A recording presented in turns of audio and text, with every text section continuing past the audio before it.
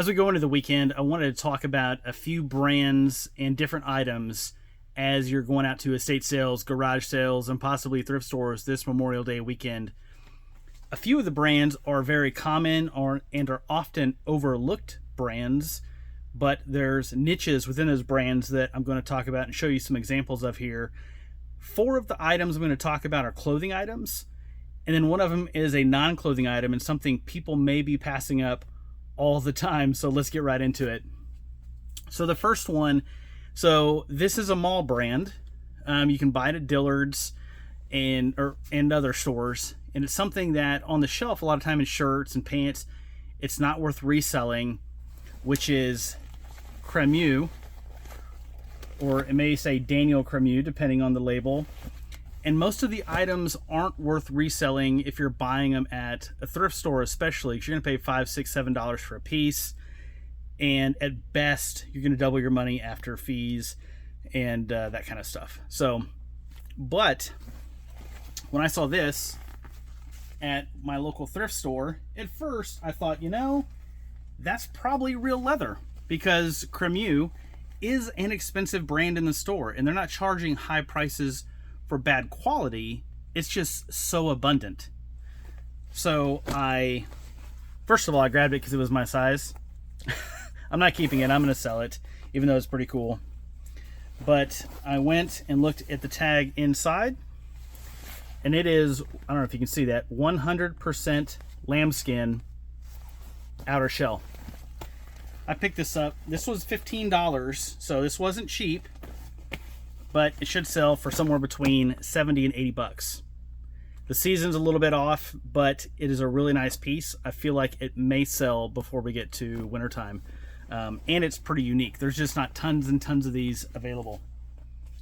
So that is a common brand, but it's a subset of a common brand. So be looking for the higher end items from the Cremu brand. Cremieux. And this next one, somebody may be shaking their head at me whenever I hold this up, so go easy on me. These are Old Navy shorts. 99.9% of Old Navy products are not worth picking up. These are Y2K. It's a very lightweight material hiking short. And the reason I even stopped and looked at it, it's got this really heavy buckle. It's got some wear to it, which is fine. It does have an Old Navy patch right down here. It's old enough, they've got the YKK branded zippers on there. I believe they've moved to like ON or Old Navy branded zippers. But when you see YKK zippers, usually that means it's a decent product. But these shorts should sell for about $20 to $25, probably on the $20 side, where a lot of their stuff is going to sell for like $10 to $15. So, and probably more towards the like $10 to $12 side, and a lot of the more common stuff. So something like this, the Y2K trend is not over yet. People still like the flowy, baggy clothes. Kids like them. People my age who are, rebuying their youth like them, growing up in the 90s in high school. So just something to watch out for are Y2K products. Sometimes the brand doesn't matter as much as, if you're just buying a standard item.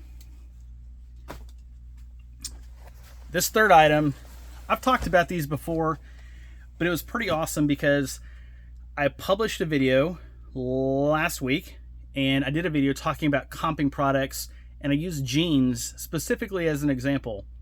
So I decided to do exactly what I said. I walked into my closest thrift store here, my closest Goodwill, walked over the jeans, and I said, I'm starting at size 32, and I'm going to look through size 36. That's what I'm going to go through and see what I can find. Because they go from size 28 to like 48. So I walk up to size 32. I slide everything back on the other side of 32. The very first pair I found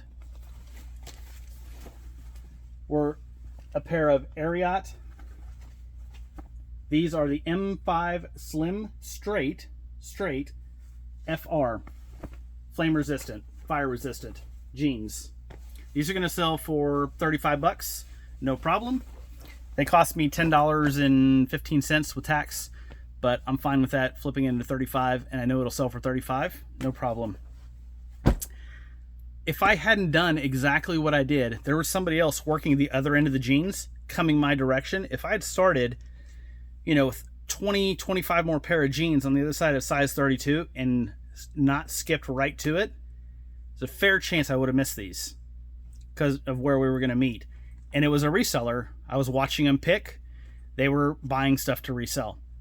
So it worked out perfectly. And that's the only pair I found in size 32 to 36, scanning those items. And it works out that way a lot of times. Sometimes I find nothing. Actually, a lot of times I find nothing in size 32 to 36. This time it just happened to pay off. Very first thing I found were the Arot FR jeans.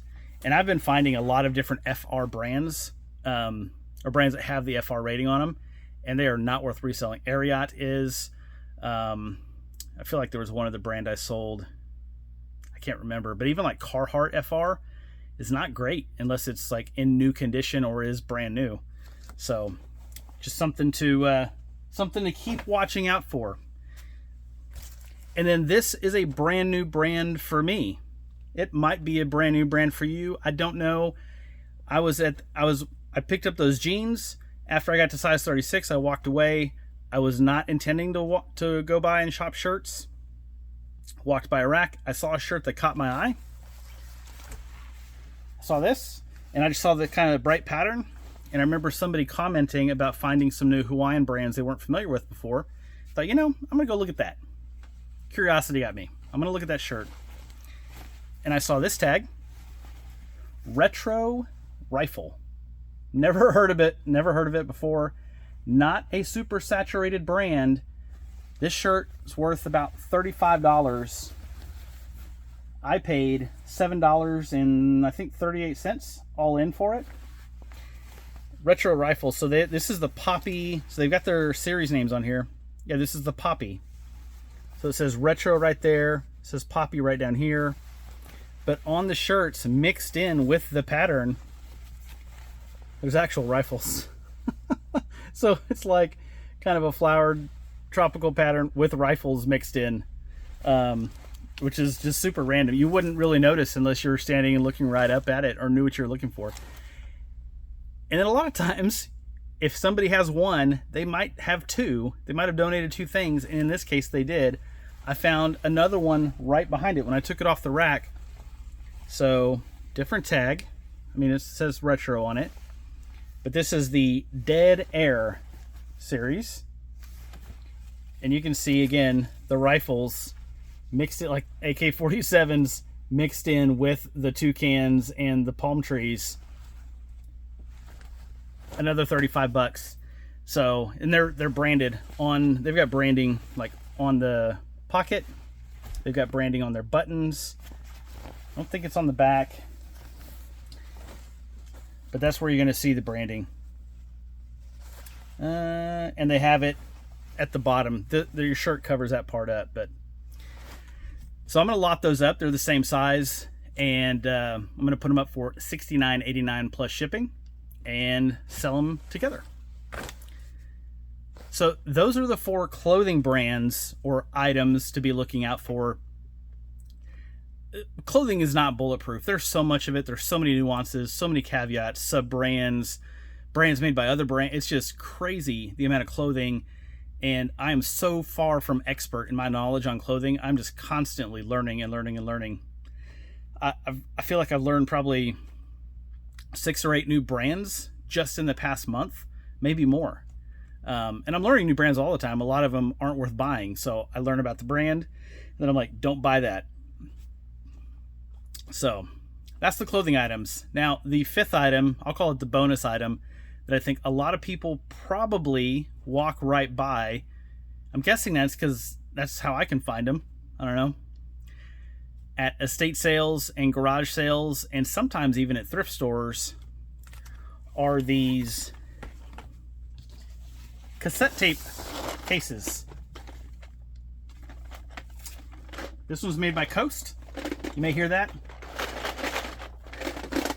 The reason you hear that is because there are 120 cassettes in that case. I have 3 more cases that are smaller that probably are, I think they're 60, probably 45 to 60 per case, right down there in a bag.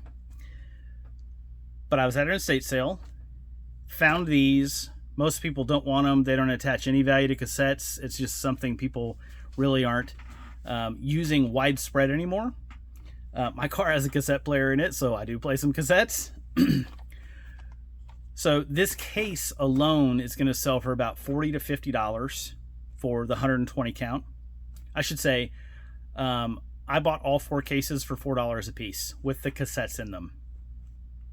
This one happens to be, and some of the other ones have some, completely full. There was 5 in the front pocket. 125 of these recorded over blank tapes. Different brands. Memorex. That was BASF, I think. That was Sony. And then you've got TDK. Different brands. Doesn't matter as much. So this costs $4. I'm going to sell the case by itself for $40 to $50. I'm going to sell the cassettes because people will buy them with recordings already on them and record over them. This is another $40 minimum just in the cassettes that are in this case. So I'm going to turn $4 into $80 plus shipping minimum. And it's something that was just sitting in a closet and nobody was paying attention to it. There was this and there was a few other ones. And so I picked them all up for $4 a piece.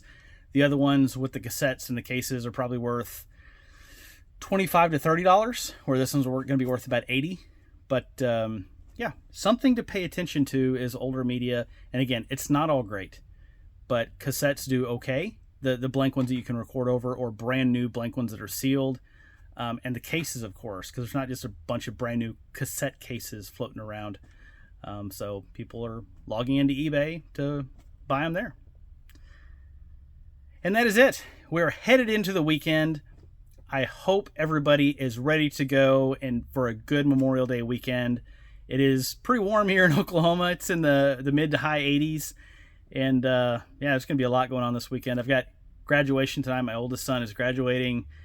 And I'm prepared and excited and happy, but I'm just so, as a parent, I'm just not prepared because that's like the beginning of him. He's going to be leaving soon, and it's going to be pretty crazy just not having him around for long periods of time. But okay, enough of that. I hope everybody has a great weekend. Hope everybody has great sales. If you're outsourcing, I hope you have the best of luck. You've got an eagle eye out for those great products. And until next time, have a great day.